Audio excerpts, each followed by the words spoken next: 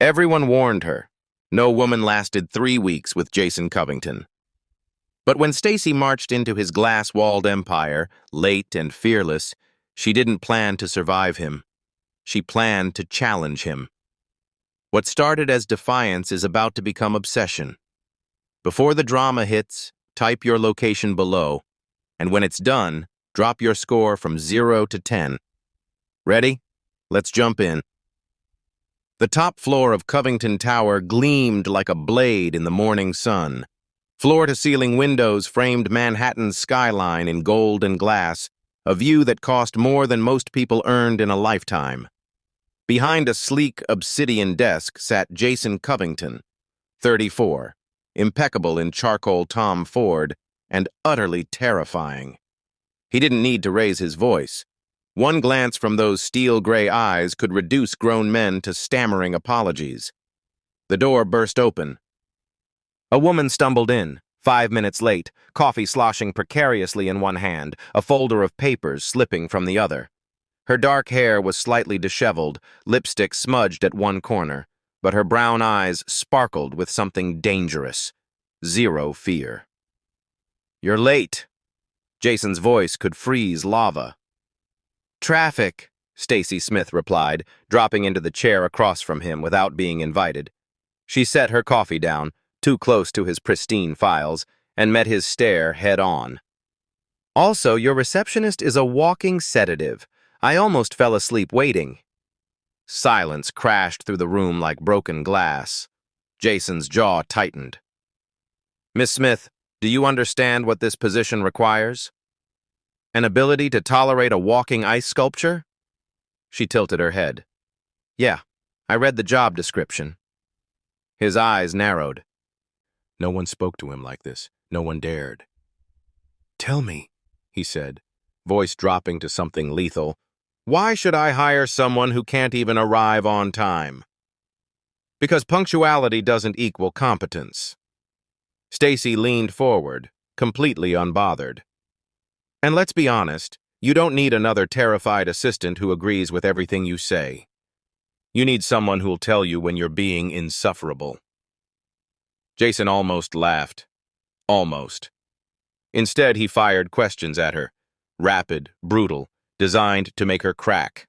Background, experience, why she left her last job, what she knew about corporate strategy. She answered every single one with unflinching honesty. No corporate polish, no desperate eagerness to impress. Then she knocked over her coffee. Brown liquid spread across her resume in a perfect disaster. Jason watched, expressionless, as she calmly grabbed a tissue and dabbed at the mess. "Well," she said, glancing up with a smirk, "at least now it matches your personality. Bitter and impossible to clean up." For 3 full seconds, Jason Covington, the man who'd made Fortune 500 executives weep, stared at her. Then he pressed the intercom. "Joanna, draw up a 1-month trial contract for Miss Smith." Stacy blinked. "Wait, seriously?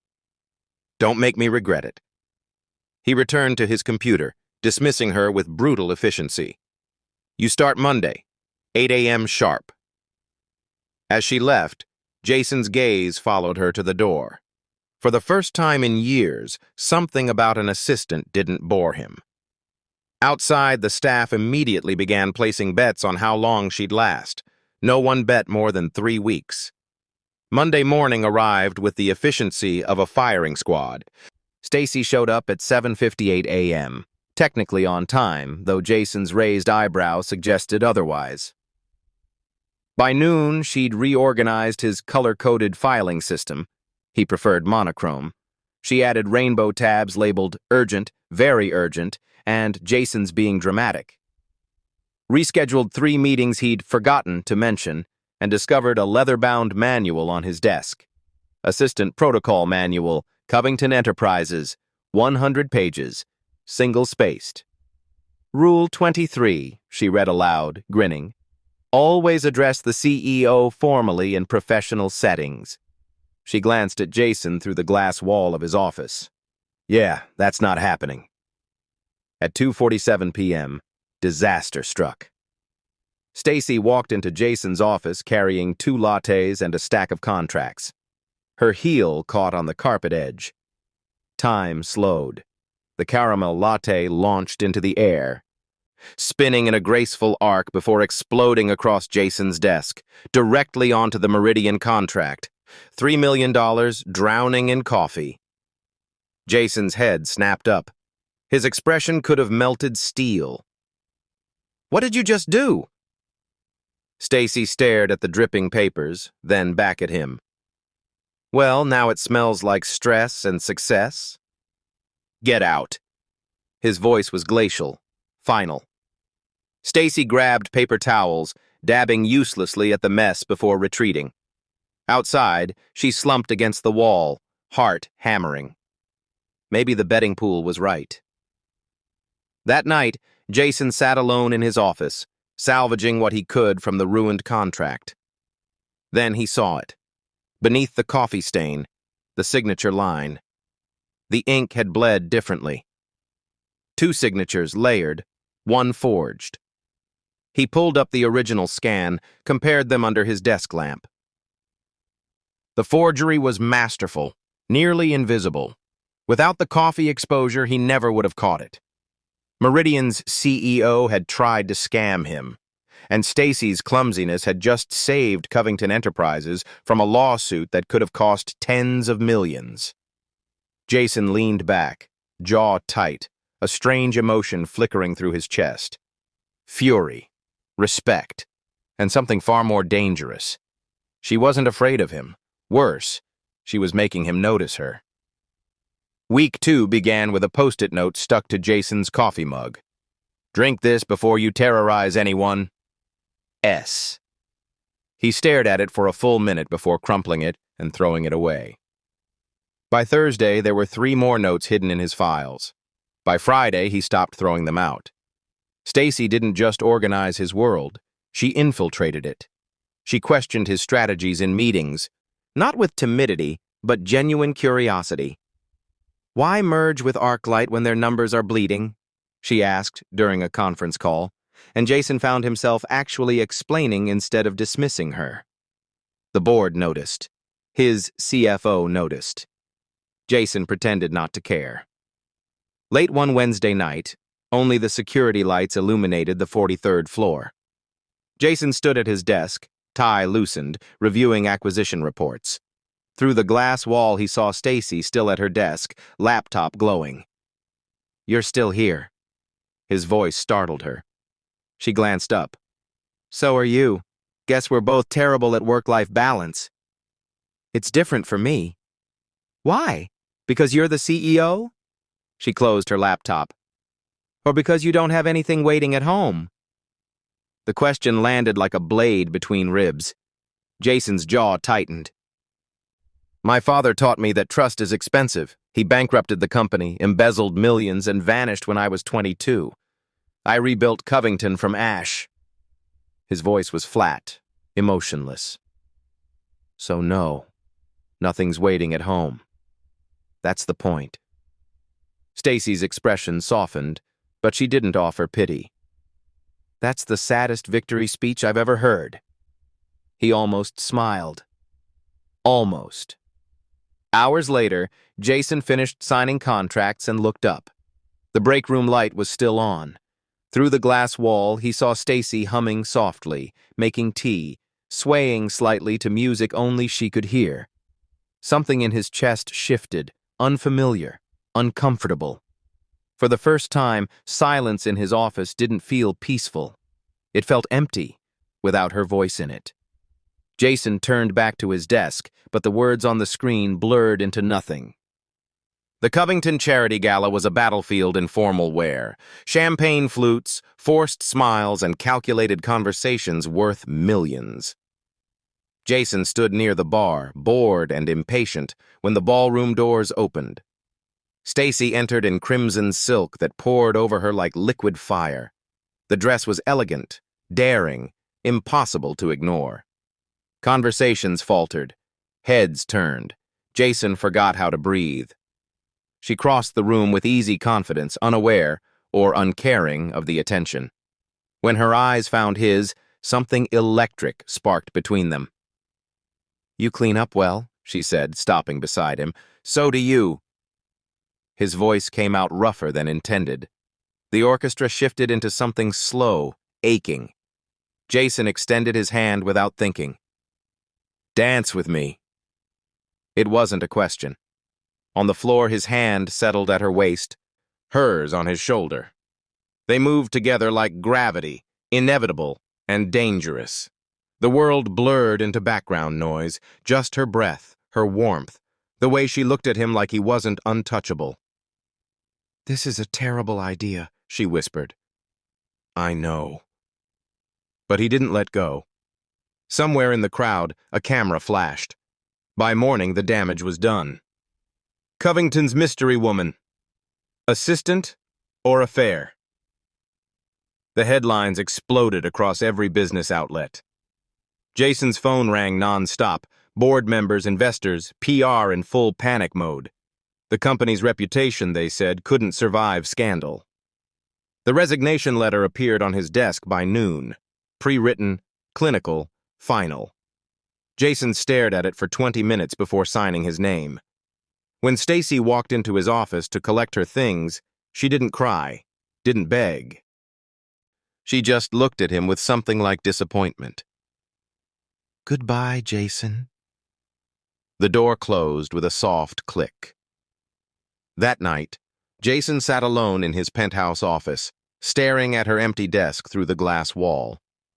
The skyline glittered outside, cold and indifferent. He'd built an empire on control, and for the first time, he'd lost it. All because of one woman. 7 days without her felt like drowning in slow motion. Jason's routines crumbled.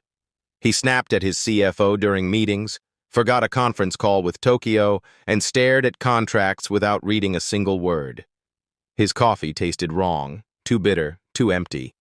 No post-it notes, no sarcastic commentary breaking through his concentration, just silence. "Mr. Covington?" His new assistant, timid, efficient, utterly forgettable, hovered at the door. "The quarterly reports are ready." "Leave them." His voice was ice. She fled. At night, Jason stood in his penthouse, Manhattan glittering below like broken glass. He replayed the gala in fragments, Stacy in red, her hand in his, the way she'd looked at him like he was human instead of untouchable. Her laughter echoing through his perfectly controlled world. He missed the chaos, the rainbow tabs, the defiance. He missed her. The realization hit like a punch to the ribs. Control meant nothing if she wasn't there to disrupt it. Across the city, Stacy sat in a cramped Brooklyn cafe, laptop open, freelance work scattered across the table. She told herself she was fine, that leaving was the right choice, that Jason Covington could freeze in his glass tower for all she cared. But every time the door chimed, she looked up, half hoping, half dreading it might be him. It never was. She closed her eyes, remembering the dance, his hand at her waist, steady and possessive, the way he'd looked at her like she was the only person in the room, then the way he'd looked at her when he signed her away. Pride kept her in Brooklyn. Heartbreak kept her awake. Jason's phone buzzed, another investor demanding answers about the scandal. He declined the call and stared at Stacy's empty desk. For the first time in his life, Jason Covington didn't know how to fix what he'd broken. Jason found her on a Wednesday afternoon, perched at a rooftop cafe in Brooklyn. The skyline stretched behind her, glass and steel bleeding into golden hour light, just like the first day they'd met. She didn't look up when he approached.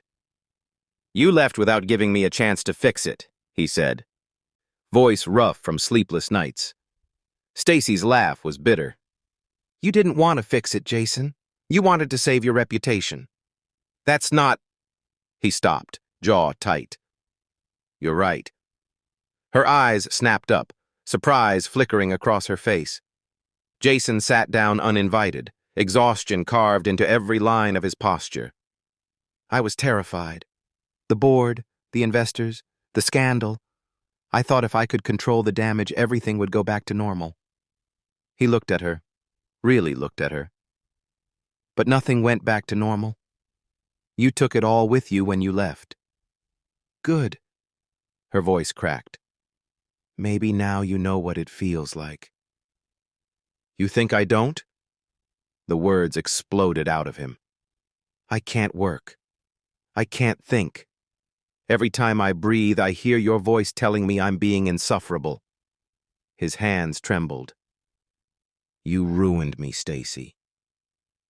And I deserve it, for choosing my image over the only person who ever made me feel human. Tears stung her eyes. You broke my heart. I know. His voice dropped to a whisper. And I'd spend the rest of my life earning it back if you'd let me.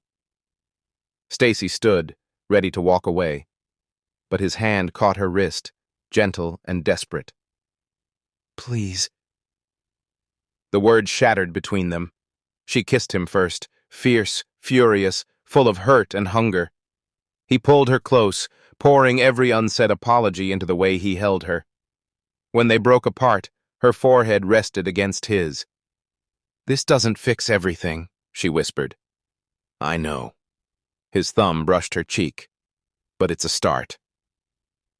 48 hours later, Jason's world imploded. The headline hit Bloomberg at 6 a.m.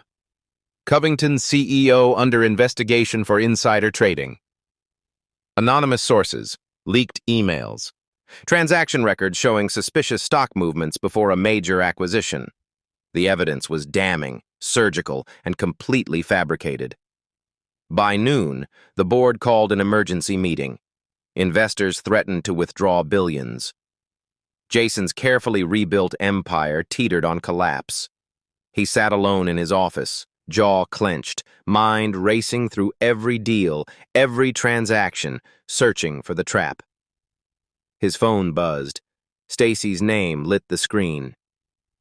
Don't do anything. I'm handling it. Stacy spent 2 sleepless nights buried in digital archives, cross-referencing emails, tracking IP addresses, following breadcrumbs through corporate servers she had no authorization to access. She found it buried in metadata, emails routed through a senior VP's personal server, timestamps altered, fabricated correspondence made to look like Jason's. Victor Hale, the man who'd wanted Jason's position for years. On Thursday night, Stacy arranged a meeting under the guise of freelance consulting. She wore a wire, illegal, reckless, necessary. Victor's confession came easier than expected. Arrogance made men careless. Covington's finished, he bragged over scotch. By Monday, the board will have no choice but to remove him, and I'll be there to pick up the pieces. Stacy's recorder caught every word.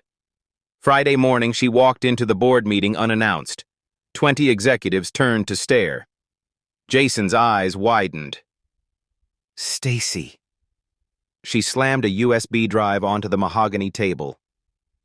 You wanted the truth? Here it is. Her voice was steel. Fabricated emails, falsified timestamps, a confession from the man sitting 3 seats down. Victor's face drained of color. The only criminal here, Stacy continued, locking eyes with the board chairman, is the man who tried to frame your CEO. Silence crashed through the room. Jason stared at her, this woman who'd risked everything to save him. The chairman's gaze shifted to Victor. Security, escort Mr. Hale out. The press conference was scheduled for 3 p.m. Reporters packed the Covington Tower lobby, cameras flashing, questions shouted over one another. The scandal had dominated headlines for days. Now they wanted blood or vindication. Jason stepped to the podium in a navy suit, composed but different somehow, softer around the edges. I'll keep this brief, he began, voice steady. The allegations against me were fabricated by a former executive attempting a corporate coup. The evidence has been turned over to authorities. Murmurs rippled through the crowd. But that's not why I'm here. Jason's gaze swept the room. Covington Enterprises stands today because of one person, Stacy Smith. He paused, letting the name settle. She uncovered the conspiracy, risked her career, and refused to let corruption win. She's the reason I still believe in loyalty, integrity, and— His voice caught. People. The cameras turned toward Stacy, standing in the back, eyes wide with shock. Ms. Smith is no longer my assistant, Jason continued. As of today, she's the director of strategic operations at Covington Enterprises, and if anyone has a problem with that— He almost smiled. You're welcome to discuss it with me personally. The room erupted. That evening, Stacy found Jason alone in his office, tie loosened, staring at the skyline. You didn't have to do that, she said quietly. He turned. I didn't have a choice. Jason, you changed everything, Stacy. He crossed to her, close enough that Manhattan's lights reflected in her eyes. I spent my entire life building walls, and you walked in with coffee stains and sarcasm and tore them all down. She smiled, tears threatening. You're welcome. He pulled her close, forehead resting against hers. I don't deserve you. No, she whispered, kissing him softly. But you're stuck with me anyway. Outside, the city glittered, endless, unbroken, theirs. For the first time in years, Jason Covington felt something he'd forgotten existed. Peace. 3 weeks later, Manhattan blazed gold in the late afternoon sun. Stacy walked through the glass doors of Covington Tower with her head high, heels clicking against marble. Employees who once whispered bets about her survival now nodded with respect. Some even smiled. She'd earned this. The elevator climbed to the 43rd floor, the same journey she'd made months ago, terrified and 5 minutes late. Now, she carried a leather portfolio, wore confidence like armor, and owned every step. Jason's office door was open. He stood at the window, hands in his pockets, watching the skyline. When he turned, something softened in those steel-gray eyes, something that hadn't existed before her. Director Smith, he greeted, formal but teasing. Punctual, as always? Don't push your luck, Covington. She dropped her portfolio on his desk and leaned forward, mimicking that first chaotic encounter. I'm here for the strategic operations meeting. Try not to be insufferable. Jason's lips curved. No promises. She handed him a file. Acquisition targets, market projections, plans she'd spent weeks perfecting. He scanned them, impressed despite himself. Brilliant, he murmured. But you always were. Flattery won't get you anywhere. What will? Stacy straightened, eyes sparkling. Honesty. Jason set the file aside and moved closer, the desk no longer a barrier between them. Then honestly, you've completely destroyed my reputation. Good, she smiled. Now people finally know you're human. Human, maybe. His hand found hers, fingers intertwining naturally. But hopelessly obsessed, with the woman who taught me how. Her breath caught. Obsessed? Completely.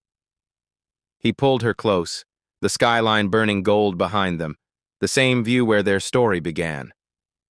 You stormed into my life with coffee stains and impossible audacity. You challenged me, saved me, and refused to let me hide. Someone had to. She kissed him softly. You were terrible at being alone. I was. His forehead rested against hers. But I'm not alone anymore.